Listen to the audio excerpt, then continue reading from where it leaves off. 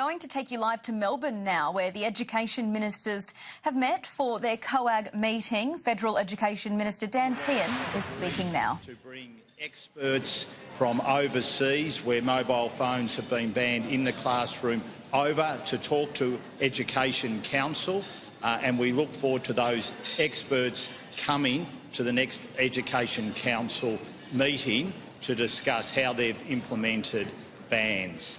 So I'll leave it there and happy to take any questions.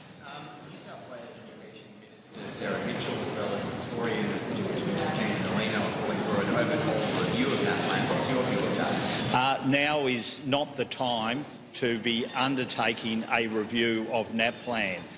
We are transitioning to NAPLAN online. We have two important reviews taking place with that transition.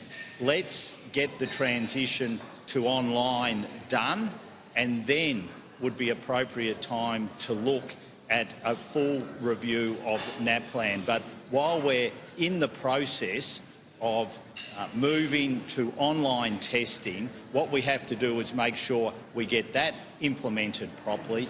Then we could look at, OK, where do we go with the next decade for NAPLAN?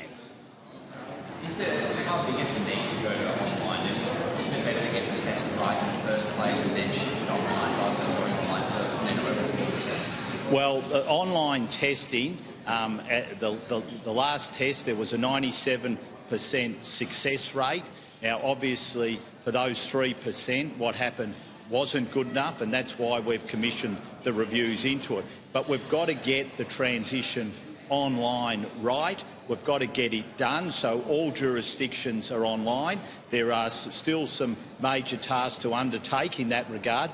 Once we've got all that done, let's focus on getting it right. Then we can look to a more fulsome review of NAPLAN of where we would like to take it for the next decade.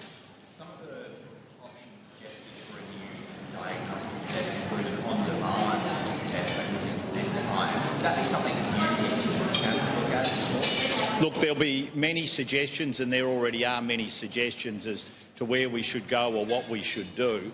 But my priority is to make sure that we get online testing implemented, we get it right.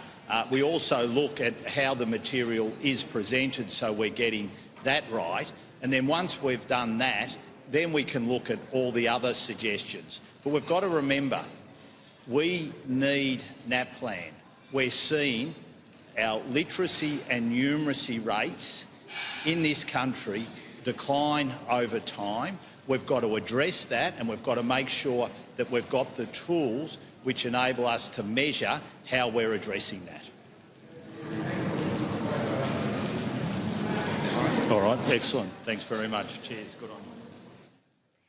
That was the Federal Education Minister Dan Tehan speaking there in Melbourne after the Education Minister's COAG meeting took place. He said, of course, there was a focus on the NAPLAN testing, which many people were critical of. He was there saying they need to get the transition right for NAPLAN to go online, so then they can conduct a review about where it's going to go over the next 10 years or so. Also high on the agenda was the use of mobile phones in primary schools after, of course, Victoria banned mobile phone use in all state primary schools. We'll, of course, expect some updates on that from the individual states and on their laws in the coming days.